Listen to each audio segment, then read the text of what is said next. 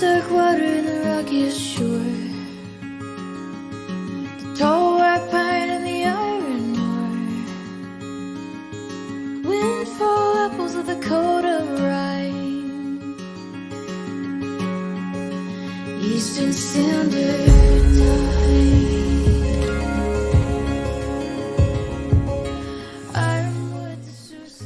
Hello and welcome to episode 2.6, the Eastern Standard Time edition of Notes from the Aisle Seat, the podcast that covers the arts in Northern Chautauqua County, sponsored by the 1891 Fredonia Opera House. My name is Tom Laughlin, and I'm your host as we bring you news and information about arts events at the Opera House and around the region, including interviews with artists and creators across the county. The return to standard time is always a monumental shift, and one that comes not without controversy.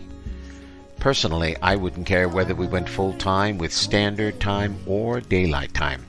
I just want to have one set time all year round. The plunge into sudden darkness with the return of Eastern Standard Time is always a bit of a shock. Me?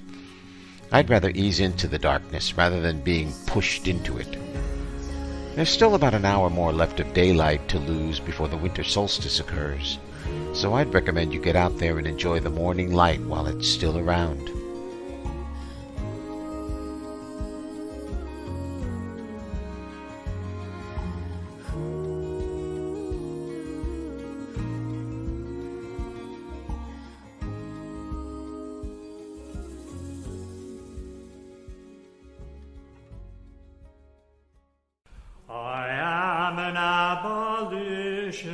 I glory in the name, though now by slavery's minions hissed and covered o'er with shame. On Thursday, November 10th at 7 p.m., the Opera House will be screening a documentary entitled Underground Chautauqua, 3 Freedom Trails. In doing my research for this interview, I was truly stunned at the degree to which the county was involved in transporting runaway slaves to freedom.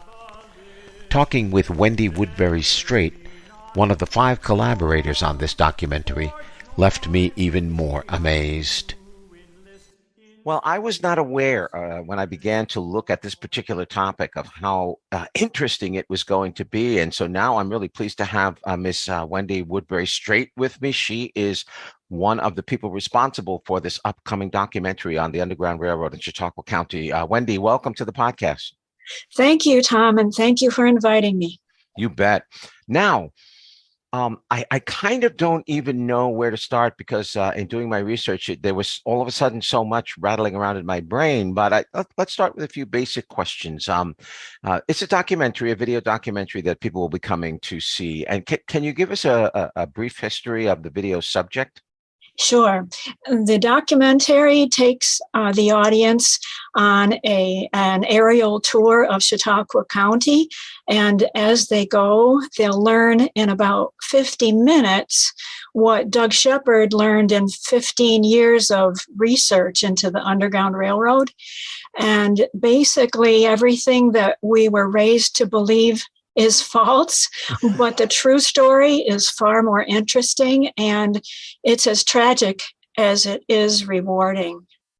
Wow. Now, there was a team you put together, that the documentary team put together, so it's not just you. There's a number of other people involved. Can you just give us an idea of who was involved? Yes, the wonderful team included Nicholas Gunner and Sandra Liggins and Jennifer Hildebrand and Elijah Toro. And our trumpet music was performed and arranged for us by Todd Cutter in Battle Creek, Michigan. Nick is the full stack developer for his company Orbitist, and Sandra and Jennifer are both at SUNY Fredonia, and they have together taught the Underground Railroad course there. And Elijah grew up in this area and in Rochester, and he is with Optimax in East Rochester. Yeah, I know all of them except Elijah, and they're all, I think their contributions are going to be very substantial. I know Nick, for example, just loves doing video and drone shots and all of that kind of stuff. So I imagine the aerial shots are really going to be something very interesting. Well, that's an interesting part of the story, because the aerial shots come from a map that Nick created. Mm-hmm. And what happened was we had found enough information by the time of the county bicentennial in 2011 to make an Underground Railroad map for the county bicentennial history fair that Michelle Henry put together. Dolores Thompson asked us to make this map.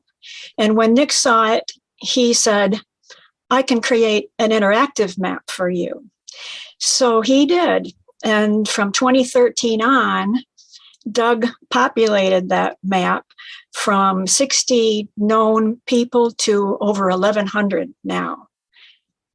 Yeah, it's an incredible map. We'll talk about that a little bit later, but because I was just fascinated by that map. But let's first pay a little homage to Dr. Doug Shepard's contribution. He was a professor emeritus of English at SUNY Fredonia, retired just a few years before I got there. And his contribution is substantial, to say the least. It's amazing. He taught literary research at SUNY Fredonia, and after he retired, that was in the mid-'80s, he spent 30 years doing research himself, and it was mostly through the Barker Library and Museum in Fredonia. And the first thing he did was to read and study and index the entire Fredonia Censor newspaper. It had just been microfilmed, and almost everything is there from the early 19th century until the 1960s, when the newspaper ceased publishing. And that's just extraordinary and meticulous work.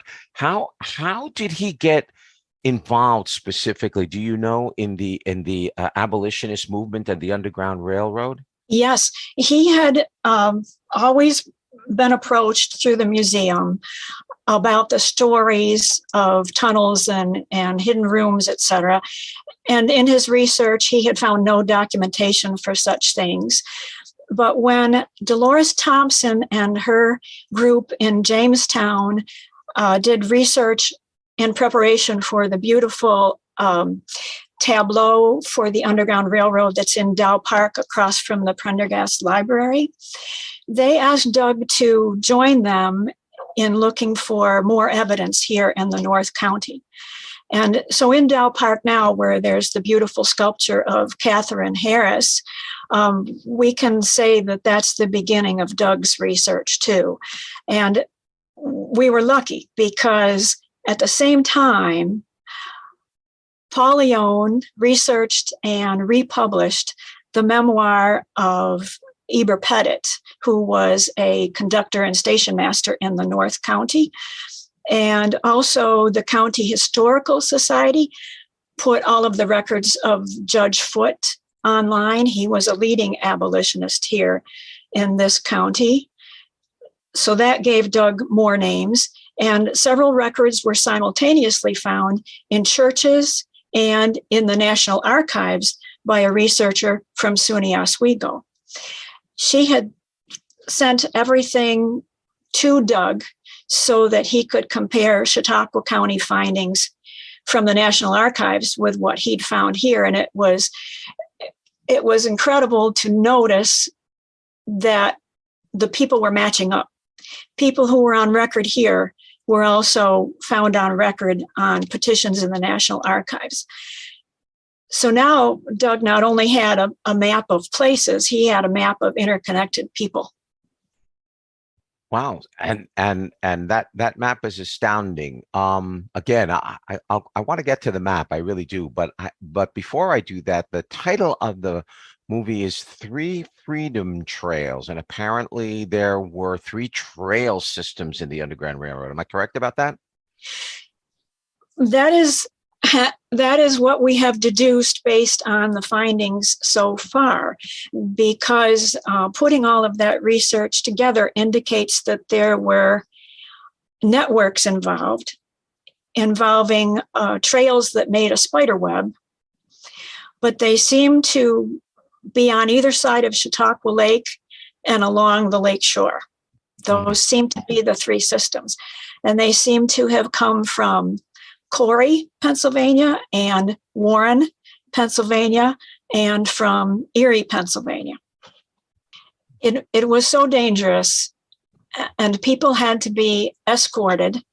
And for a long time, we couldn't figure out how that worked because there were no vehicles. The weather was never good. There were very few plank roads. It was extremely dangerous to take a boat of any kind.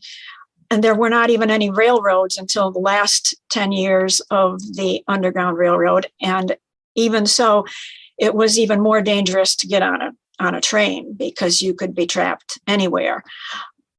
So what Doug realized finally was that people were communicating mostly through their churches. So there would be a leader within each church who would also be part of the County Anti-Slavery Society. They had regular meetings, and somehow this is how they communicated. And so there was a leader within each region, and then a sub-leader in the smaller regions. And there was an agent overall in the county who was answering to a regional agent who was probably in Gowanda. Mm-hmm. Now, let's talk about the map a little bit, because the map, to me, and I really, really, really want to urge any listeners to go look at this map, and there will be a link to the map in the podcast show notes at the bottom of the page. But the map was astounding. When I found the map and pulled up the map, I must have spent about 90 minutes just looking at the map and all the various places. And even within the city of Dunkirk, I found that one of the stations was a house that's 5 blocks from my house that I've been passing for 30 odd years. And it was just stunning to me to realize that, the Underground Railroad was just running, right through the area where I lived. And when you look at the map, it really covers territory from as far north as Niagara Falls to as far south as Warren, Pennsylvania.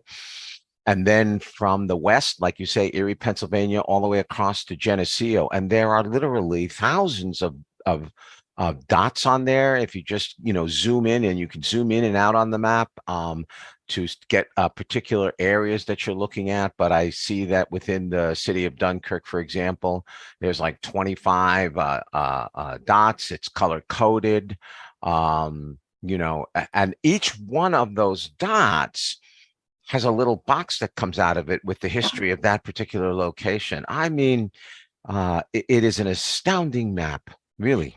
Well, thank you so much. And it's to Nick's credit that it is so wonderful.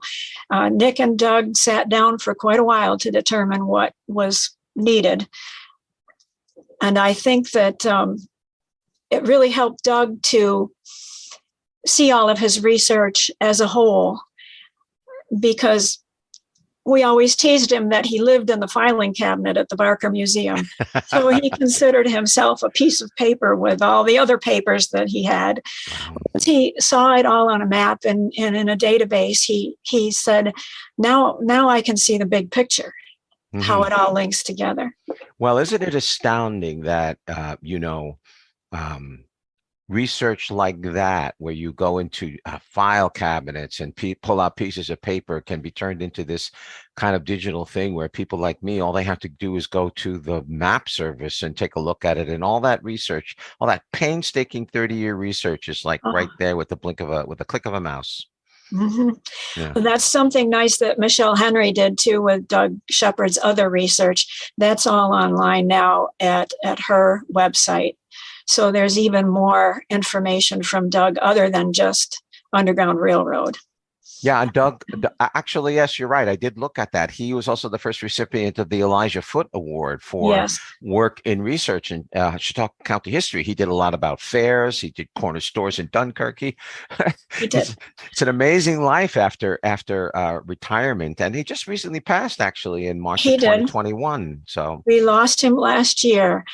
And he did his research right up until the end, right Wow. up until almost his last, few months here with us. Even after he had taken a tragic fall, he got right up and kept going. He is very much like Franziska Safran, who came here from Hungary and ended up bringing the Holland Land Company records to Reed Library archives. Doug came here from Brooklyn and so loved the area that he devoted 2 entire careers to it, his teaching career and then his research career. Anything specific that perhaps we should just keep an eye out for to see that you think is unique and audiences perhaps they're not paying close attention might miss? Oh, yes, I would say to pay special attention to something Jennifer talks about and Sandra alludes to, and that's the role of women in the Underground Railroad. And something that everyone refers to is the role of African Americans here in Chautauqua County.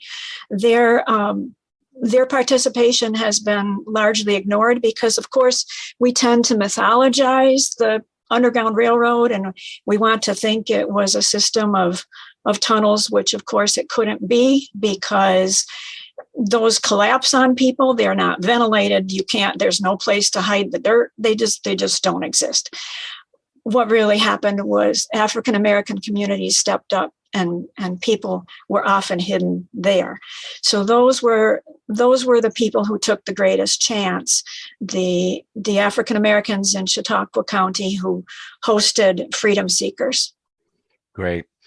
Well, Wendy, thank you. Thank you for coming on the podcast and giving us all this wonderful information. I think that as an event, as an historical tribute to Chautauqua County and its place in the Underground Railroad, it's just going to be an eye-opener. I think it certainly was an eye-opener for me.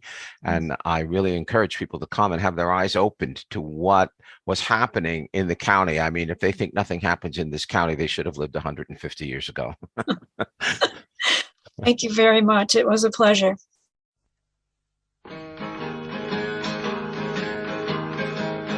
John Brown's body lies a-mouldering in the grave. John Brown's body lies a-mouldering in the grave. Underground Chautauqua, 3 Freedom Trails, will screen at the 1891 Fredonia Opera House on Thursday, November 10th at 7 p.m. Admission is free. Donations are gratefully accepted. It promises to be an eye-opening program. Glory, glory, hallelujah, but his soul goes marching on.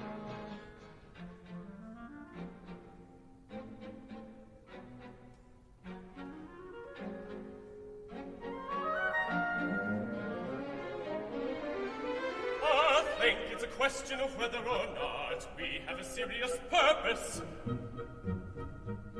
I was under the impression that we had a serious purpose. But then if we don't have a serious purpose... Of course we have a serious purpose. But I don't think we should publish a manifesto.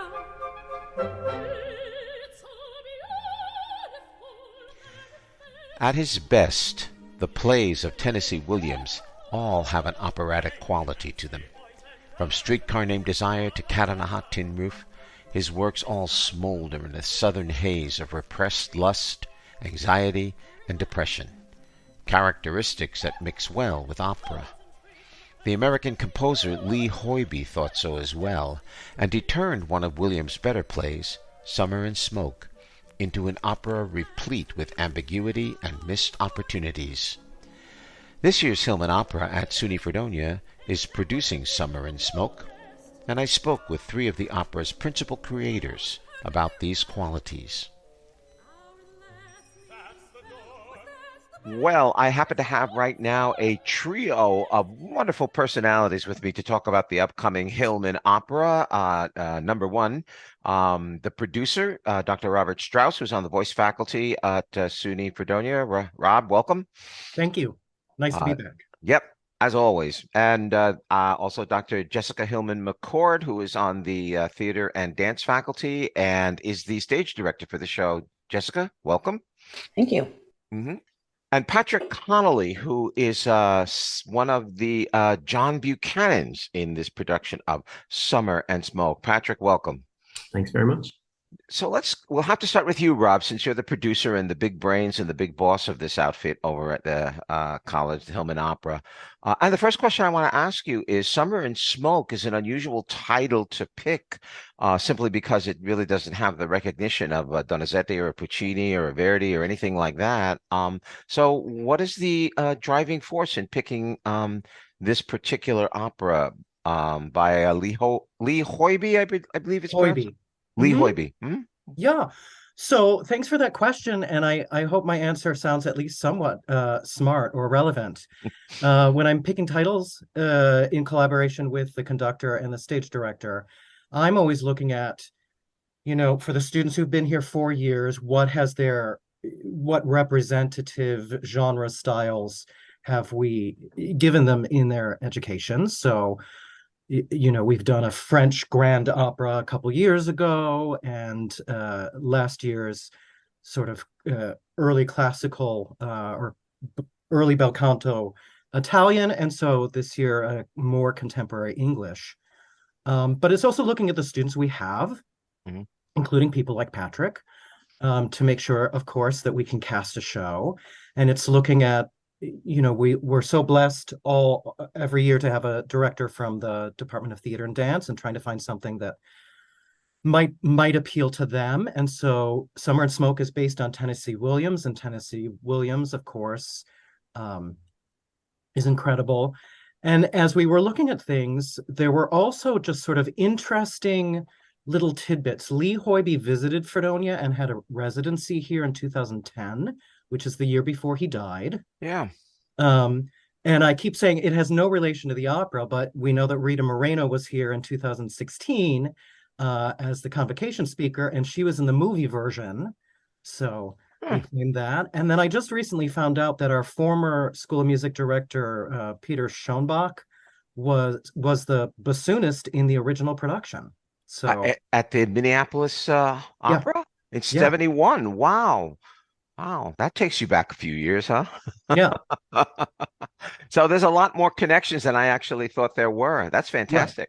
Right. So although primarily it's looking at the students that we have and who we can cast, and then also looking at what other operas we've done while they're here, so that we're giving them a nice representation of different time periods. Excellent. That's well. That answer is perfect, Rob. Well, thank you. Yeah, nice. I didn't even rehearse. Now, Jessica, let me turn to you because as Rob mentioned, Summer and Smoke, of course, is one of Tennessee Williams' more interesting productions, has an interesting theatrical history, and also the librettist for this particular opera is another American playwright, Lanford Wilson, who also has a number of huge Broadway hits and has a plethora of plays that he's written that are part of the American theater canon. How well do you think the opera comes across in terms of an adaptation of this particular play? What a great question. I'll have to think about that. It's really a distillation. It's primarily just quotes. There's not really any new lyrics that aren't in the play.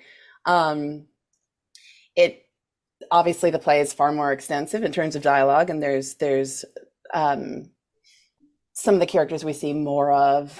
We have sort of more explanation. All the scenes are longer, but it does seem like what they've done is just sort of found the most important lines and kind of told the rest through the music. It's a really interesting blend to try to sort of take all this context that's in the play and sort of create this sort of emotional world of it through music instead of more talking. And I mean, I do think all the important points are hit and the story gets told. And of course, music adds this extra emotional dimension. It's a play about emotion. It's a play about kind of, well, really, I think it's about anxiety and depression. It's about relationships, and so much of the work of that gets done by the music and, of course, the voices. So there's less text, but that the world is still complete, I would say. Patrick, John Buchanan is a kind of an interesting character, and I'm not familiar enough with the score and the opera itself to I'm more familiar with the play. How do you feel that's coming across in the opera from a point of view of music and character? How are you approaching that? Well, thank you for that question. And yeah, I mean, John is a very difficult character to unpack. We've certainly had a lot of conversations about it because not only is he, he's got this very matter of fact and scientific way that he approaches life. He wants to think that he can kind of quantify everything and that he understands the way of the world. But there is this underlying striving for something greater. And I think that's why he's interested in Alma. And certainly there is a very genuine aspect to his attraction to Alma, emotional attraction, really, that, he doesn't know how to connect with her really on that emotional level, but he is striving for it, and he admires her for her lofty ideals and everything. So, yeah, the challenge with John, I think, and we've talked about it a lot, is to have him not come across as a jerk. Yeah. Because it's easy to fall into that pitfall a little bit. He's got this relationship with other women, with Rosa Gonzalez, and then with Nellie, but his connection with Alma, obviously, it's what really is the bedrock of the entire play, and this idea that they kind of cross each other and just miss each other in their ideals, two people who are meant to be together, really, but just miss each other. So, yeah, I think it comes across, certainly the challenge of that is to ground John in, an honest character who's a little bit broken, just in a different way than Alma is. And what about the singing challenges? The notes, the range of voice. How are you dealing with that? Do you find that challenging? What are the most challenging aspects of that? Yeah, well, the relationship, I think, between the score and the play, right? The score, we've talked a lot with Andrew about how, Hoiby has these strong influences from Barber and from Menotti, which kind of grounds itself in the bel canto and Italian tradition. So, a lot of the music is very broad and grand and operatic. And, in contrast with that a little bit, the play is very realist. It's very grounded and it's a very accessible story, but trying to find the relationship sometimes between these really grand gestures and the realism of the subject matter is the challenge, and also a little bit of a benefit, because you can really dig into the imagistic trends that appear in the text that are really, I think, quintessential of Tennessee Williams. Rob, let's talk a little bit about the music then, because I think Patrick gave us a really nice introduction to the musicality of the opera. As Patrick mentioned, Hoiby was a disciple of Giancarlo Menotti, and there's something about his score, from the little bit that I heard from recordings I've seen on YouTube and such. It seems to be a very broad lyrical piece, and the play itself. Tennessee Williams is what I call a hot playwright, because all of his plays have these repressed sexual tonalities underneath them. And do you think the music carries any of that in its construction? I absolutely think that it does. Ah. I mean, there's these gorgeous recurring themes all throughout. I don't know if the cast has named them, that's the Alma theme or that's the John theme, but they're just the use of the dissonances at his disposal that just really accentuates the tension between these two characters, and that these particular themes, I will sing none of them as I've not warmed up for this, but they just really exemplify that kind of pull somewhere, but it never gets there. And so it's a really gorgeous, thick score And I'm excited. We're about to put it all together this weekend with the orchestra, so I'm excited to hear all of it put together and all these different colors, the use of different musical colors and textures to also represent this tension and the pull between the two characters and the push that both of them, no, do it my way, no, do it my way. Yeah. More like me, we can be together. No, but if you're more like me, we can be together. And as I say, so I think it's all there in this music, and each time I hear it, I've as producer, I don't always go to rehearsals, but this past week I've been there every night, and I just keep hearing more and more things that are just so interesting, and how it heightens the characters and helps tell the story. I don't think, Jessica, that Tennessee Williams ever wrote a play where any character ever gets what they want. Yeah, there's no resolving. There's no resolving for anyone. And I think, yeah, that's what the music reflects. Absolutely. And it is a very ambiguous ending.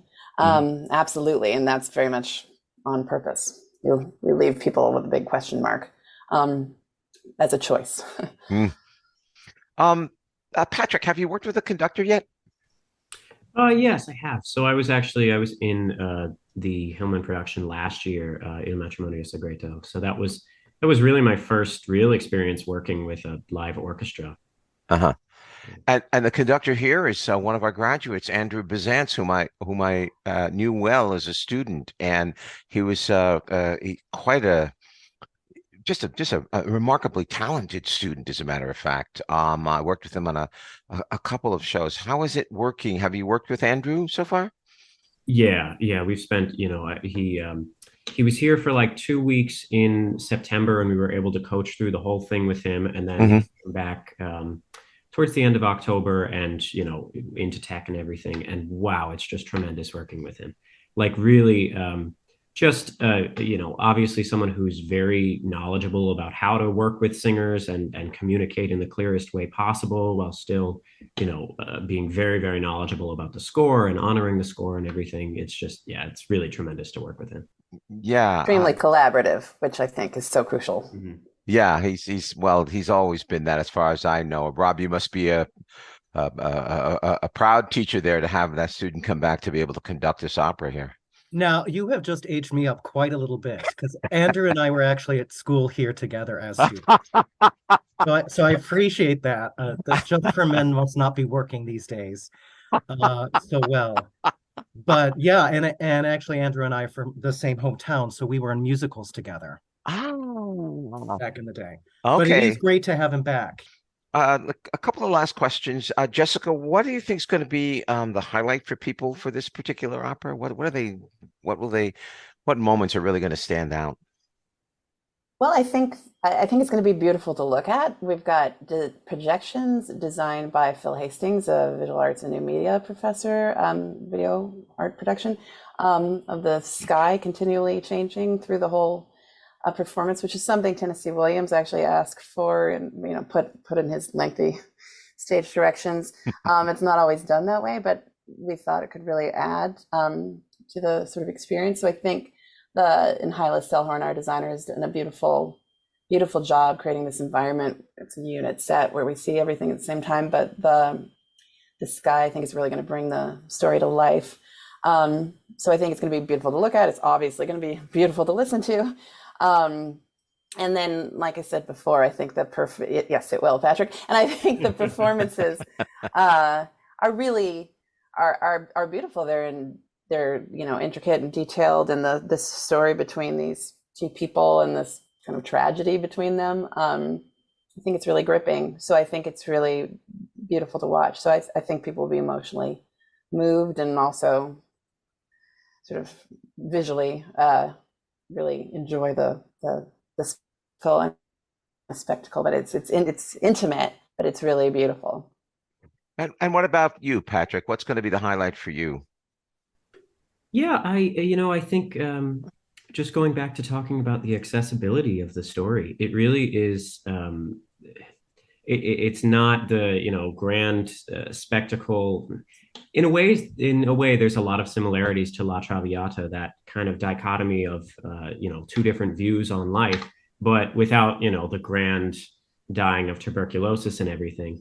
Uh-huh. But I think because of that, it's very grounded and very accessible. I think it's coming to see it, you can really get fully invested in these characters and just kind of feel the tangibility of every little moment where they almost come together and then don't. Well, thank you, all three of you, Patrick, Rob, Jessica. I really appreciate all three of you coming together at the same time to have this little conversation. The Hillman Operas are always a highlight of the fall season, I know, at the college. So good luck to you all, and I hope you get great audiences and have a great show. Thank you. Thank you very much. Thank you. Summer and Smoke will be presented Thursday through Saturday, November 10th through 12th at 7:30 p.m. in the Marvel Theater at the Rockefeller Arts Center, with a matinee performance on Sunday, November 13th at 2 p.m. Tickets are $25 for the general public, $10 pre-sale, or $15 at the door for students. Here's the arts calendar for the upcoming 2 weeks. The Art and Architecture series at the 1891 Fredonia Opera House continues on Saturday, November 12th at 1 p.m. with a screening of the documentary Hopper. One of America's most recognizable artists, the documentary digs into the life of Edward Hopper and explores his art, his life, and his relationships. Tickets are $15 general admission, $10 for students. The cinema series also continues with a screening of 2 movies. Confess Fletch, starring John Hamm and Lorenza Izzo, is the first. This comedy mystery romp screens on Saturday and Tuesday, November 12th and 15th at 7:30 p.m. each night. The following Saturday and Tuesday, November 19th and 22nd, features the movie Amsterdam, a film about 3 friends and a plot to overthrow the American government in 1933. Tickets are $7 general public, $6.50 for Opera House members, and $5 for students. Available at the door only. The Marion Art Gallery continues its exhibition To See Inside, examining prison architecture, until Thursday, November 17th. See the Marion Art Gallery website at the Rockefeller Arts Center for more details. The School of Music has the following upcoming events. On Thursday, November 10th, the Fredonia Symphonic Winds will perform in the King Concert Hall at 8 p.m. The Fredonia Guitar Quartets and Ensemble will be in the Roush Recital Hall on Monday, November 14th at 8 p.m. Adam Unsworth, professor of horn at the University of Michigan, will play with the Fredonia New Jazz Orchestra on Tuesday, November 15th at 8 p.m. in the Roush Recital Hall, and also with the Fredonia Wind Ensemble on Wednesday, November 16th at 8 p.m. in King Concert Hall. Williams visiting professor Kyle Van Schoonover will give a vocal recital on Wednesday, November 16th in Roush Recital Hall, beginning at 8 p.m., and the Fredonia African Drumming Ensemble will perform in Roush Recital Hall on Thursday, November 17th at 8 p.m. All these School of Music events are free and open to the public.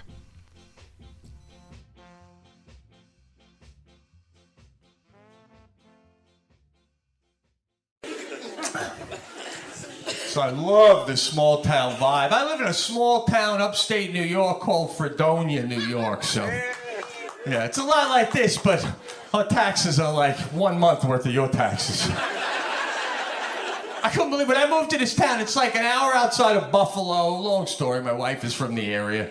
I first moved there. I was on Main Street with a buddy. We're going in to have a couple of beers. I didn't feed the meter. And I goes, that gonna be a problem? He goes, well, if you don't mind getting jacked, $7. $7? That's the fine for not feeding the meter. I'm like, I'm gonna keep it here monthly, bro. I lived in New York City for 22 years. That's a cup of coffee. I hate to be the bearer of bad news, but if you haven't bought your tickets yet to see Pete Correale at the 1891 Fredonia Opera House on Friday, November 11th, you're SOL. The event is officially sold out. I hope that won't stop you from enjoying my conversation with the former non-acting student Pete. as he discusses his current career and time at SUNY Fredonia. It's the best you're going to get at this point if you're ticketless. It's real exciting to have with me right now on the podcast Mr. Pete Correale. Pete is coming to the Fredonia Opera House to do a comedy set, and it's going to be pretty good. And hey, Pete, tickets are selling well, so you're going to have to be on your A game. I got news for you. Yeah, no, I'm looking forward to it. I'm happy to hear that people are coming out, and I mean, it's just nice, even though Buffalo isn't that far, it's nice to sometimes just be able to go right up the block and see something fun, Yeah. I adore Rick Davis, who runs the Opera House, but I'm like, Rick, we're leaving so much money on the table for the Opera House if you'd sell a couple of beers in there, man. Oh. I'm like, you're the only dry theater outside of Utah in the United States of America, guy. Yeah, I can't say that I disagree with you, but I mean, I know he's keeping it beautiful and all, and it really is a gorgeous place, and I suppose that kind of thing helps, but so anyway, yeah, it's going to be next Friday. Looking forward to it. Very excited. Talking with my wife about a couple of I got to do some inside stuff. I live probably closer to the Opera House than anybody coming to the show. Yes. Yeah, I think you could throw a rock and hit one of the windows there, if I recall correctly. Yeah, exactly. Speaking of that, you obviously you lived in New York for a long period of time, but you came back and decided to live in Fredonia, and you actually do quite a funny little routine about that in terms of taxes and stuff like that. Is it much easier to live here and work, or this day and age it doesn't make much of a difference? Well, it depends. I mean, being a stand-up comedian, I had to. For me, I wanted to be in New York City. That's like that's where the best comedians are, or where they come out of. Put it that way. So I feel like being around and watching the best work. You see what the best is. Plus, there's so many opportunities to get on stage in New York City at any different level. So you could really grow. But then it reached a point, I've been there. I was living in the city for like 22 years. My wife is from Dunkirk. And we were kind of like, I was on the road now all the time. Now I was headlining. I had done a few hour specials on TV. So now you're headlining. So I was rarely in these clubs in the city anymore.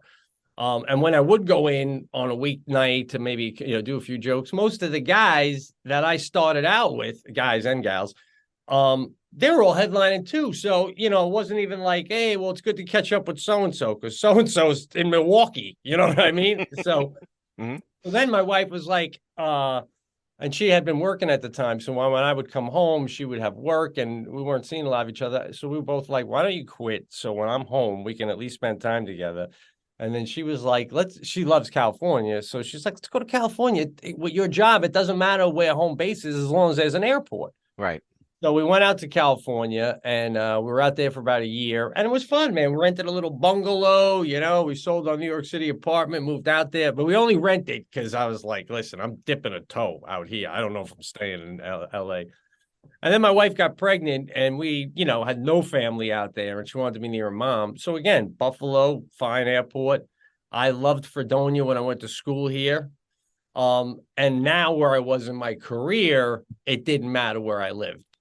So that's the long and short of that, Tommy. Your comedy inspiration is pretty locked into sort of the everyday things of life, the everyday frustrations, kind of things like that. You're what I guess is officially called an observational comedian. Why did you decide to go that particular route? Any reason? Yeah, I definitely am observational, but I definitely don't do it in like a Seinfeldy way where, did you ever notice I talk about my life? Well, ironically, as a comedian that isn't well known or anything, but you do anything for stage time. So I worked at this comedy club when I first graduated college. I worked front desk at a hotel. Then I'd go home, change, and I'd go mop and sweep the floors for free at a comedy club. And they would put me on last every night. But it was a way to get on, and grow. Right. And I would come off, and I was talking to this comic once, and I'm like, oh man, it's like, when I'm writing, it's just not clicking, And he goes, well, stop trying to write funny And he goes, just for example, just tell me about your day. And I'm like, and right away I go, oh, I tried to be funny. He goes, stop, just tell me about your day. And I was like, all right, well, then I went out for lunch and I went to get a hot dog and the guy was charging $1.50. And I'm like, and the guy across the street was charging $1. I'm like, why would I get yours for 50 cents less? And he's like, there's a joke. And he goes, my point is, if you write about your own life, you never have to worry about going into the club and someone else doing that stuff because they don't have your life. And other people can relate to your life. And now, you know, I don't get political, but I do have on a live show, I'll say a couple things here and there just because, you know, the elephant in the room, you know, you got to say a couple things, but right. I don't try to sway people's. There's too many comedians now that I feel take advantage of their position to give their opinion. And I feel like a lot of times they're getting away from the most important part of the job, which is to entertain, to be funny. You know, that's your job. Outside of that is not your job. I think that's for me.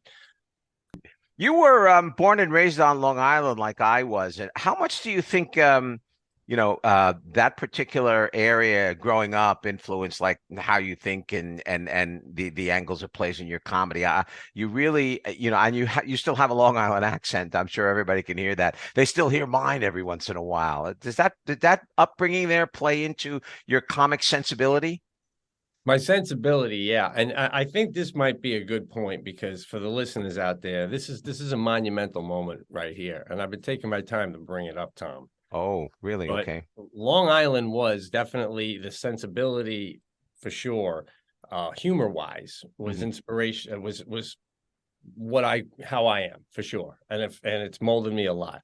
But what inspired me to become a comedian, you are so much like the spark that kind of developed that led to the career I have. I swear to God, Tom. And I'm gonna explain this to you. You're not gonna believe this. I wrote you a letter, I believe, after I did the Letterman show. You did? Yes, I remember you wrote me that letter. You never got back to me, bro. That could be true or it could be false. I'm not sure about that, but I remember the letter. And I usually, but in my head, I had a whole thing in my head. I'm like, that's because I'm really a comedian and I only took one class with him. He probably only writes back to people that graduated with his full, But anyway, senior year at college, I took a class with you called Acting for Non-Majors. Correct. Yes, I remember that. And I remember at the beginning of the class, for the first 10 minutes, we would like lay on the mat and relax. And you go, you could do anything, relax. If you fall asleep, don't worry about it. I was such a drinker and partier in college that I would literally, at the night before, I'd be at the bar going, well, we do sleep for the first 10 minutes of Tom's class. So I can have one more beer because, it was. So I played college basketball. I got recruited to come here. And when I came to visit here from Long Island, the guys on the team were just super nice. And I loved the place and I loved the people. And I fell in love with it when I came here, right? But by senior year, I was graduating with a degree in communications. Mm-hmm. Now, I had always grown up loving comedians. Me and my brother would yell out when one was on TV, comedian, mm-hmm. And all that kind of stuff. And I loved movies and all that. And I took your Acting for Non-Majors for the credit. But then I was really getting into it. And I brought this up on our podcast I do with Sebastian Maniscalco. You came in one class and you were an old man and you didn't even say you were you. I don't know, it might have even been the first class, but you came in and you just started talking to us and I did not know it was you. And I'm telling Sebastian on the cast, I go, bro, this old guy starts talking and he's doing this whole thing. I go, then he whips off the beard. It's the acting coach, Tom, right? And he goes, I couldn't believe you could act on that level, bro, right? So I literally wanted to be an actor. Mm-hmm. Now, I graduated college. I went home. I told my parents, I'm like, I want to try acting. And they didn't skip a beat. They're like, we just wanted you to get your college degree. You do whatever you want with your life. I grew up in an environment on Long Island where everybody played sports. My mom was a teacher. My dad was an architect. And entertainment was something you enjoyed. You didn't do it. What? Like there was a guy 2 towns over who was in a Yoo-Hoo commercial. That kid was like Marlon Brando to us. You know what I mean? So, but now it seems so attainable, right? Oh, you wait over here, then you net. So I found an open mic, and I went to the open mic at Hamburger Harry's. And I remember being online waiting to do it. And I'm hearing the other guys who want to be comedians. They're talking, like one's going, "Are you going to do that Superman bit again?" He goes, "Yeah, I tweaked it. I'm like, oh my God, they talk about their bits. They tweak. And I just fell in love. And then I never looked back, but I'm telling you, if I didn't take your acting for non-majors, I would have graduated. And, I even my first year in comedy, I went on, it's such an unsure business. Yes. I was going on interviews, and I got one interview with Gallo Wines. And it got to the point where the guy's like, "Yeah, you go to the supermarket, you dust off the wine boxes, you make sure they look nice. We're going to put you on a 3-month trial." And I was already dating my wife, and she goes, is this what you want to do? I was like, "It's not." And she's like, "You got to just go." And I, boom, I never look back. So, yeah. So I appreciate it, Tom. You even sparked the ones that weren't full-on majors in your acting thing. And everybody I know whoever worked and was taught by you just speaks so highly of you, man. Well, thank you for that. I really do appreciate that. So, well, listen, while I got you here and I got you on the spot, when I was writing on Kevin Can Wait, there was another guy from Long Island who was a writer, and he'd written a couple movies, and he's really good. And we were writing on the show together, and we would get frustrated when we would say funny stuff, and then the head, not Kevin, he wasn't in the room, he'd be next in the other office, would go, "No, we're not going to go with that." And then some guy came along and he wanted to do a show for, the actor Michael Rappaport. I heard the name. Yeah. Yeah, you've seen him in so many things. You would know him if you saw him. So I pitched something, they liked it. And long story short, me and this other guy I brought the guy in who I wrote with there. We co-wrote 8 episodes, and we're getting ready to film it in Canada, in Toronto. They're getting the sets ready and everything. So there's a role, like the 4th lead is a guy named Bobby, who's a cop in Jersey. It's a funny show and stuff. And we've been auditioning people, and then Rappaport goes to me. This guy's been in everything from Copland to, you'd know him if you saw him. I wish you'd know him. But he goes, "I think you should be Bobby," right? And because he listens to the podcast and stuff, he goes, "You're Bobby the way you are." So I was playing a show out in New York. So I met him in New York City. We got a rehearsal space, and we're just going practicing Bobby, and he's like, and at one point he goes, "All right, you're going to knock on the door." He's playing this woman Bobby's hitting on. And he goes, I'll be her, and I'll open up the door. And he goes, think about how Bobby hang his hands on the doorway. And he goes, "We're just having fun with it, Pete. There's no pressure here, So he closes the door, and I'm sitting there. Tom, I'm not an actor per se, so I'm not even, I'm on the door frame. All I'm thinking is, I can't believe I'm rehearsing with Michael Rappaport. I'm not connected at all. And then I see the doorknob open, and in my head, I'm going, here we go. It's like, and it's so hard for me to get connected. But nevertheless, he felt at the end, he's like, "We can get you there. Your charm and stuff. Bobby's doing bad things, but you have a charm that Bobby has." Yes. And then on one particular podcast, me and Sebastian were joking about how we clean in the shower. And I go, "Oh, I put soap there, and I just go down between and I do a quick, rub." The next morning, Rappaport emails me, and he goes, "Bobby would wash his balls like that." He's like, "Don't worry about the acting. I'll get you there." So, Tom, when we have a shoot day, can I come to Dunkirk for some one-on-ones to get into the role of Bobby? Absolutely, Pete. Absolutely. All right. You're a beautiful man. Yeah, I'll be looking forward to that. Oh, me too. Oh my gosh. Well, it's very hard to let you go, Pete, because you're a great guy, and I just know the audiences are going to have your high energy, you're lots of fun, and thank you. People are just going to have a good time. And like I said, I think let's hope you can get a sellout crowd, because those tickets are rolling. They're rolling. So everybody knows you're here. Everybody wants to see you, and I think it'll be a fun evening at the Opera House. So thank you for your time.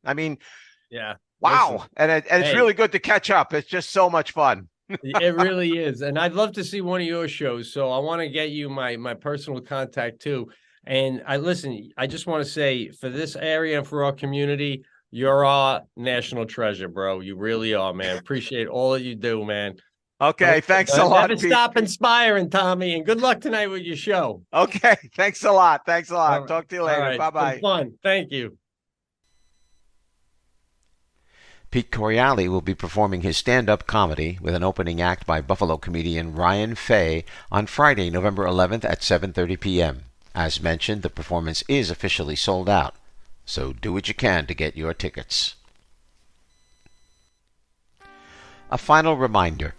As Thanksgiving draws near, the 1891 Fredonia Opera House would once again love to hear from you about why you're thankful to have the Opera House in this community.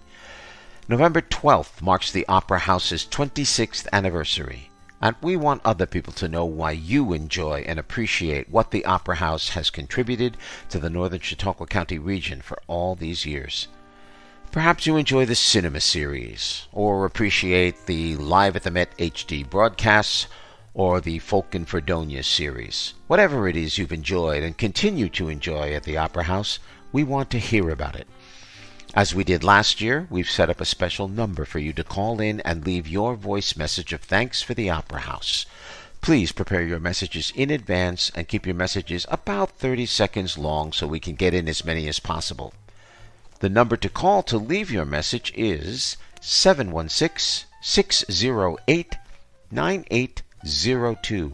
Once again, 716-608-9802.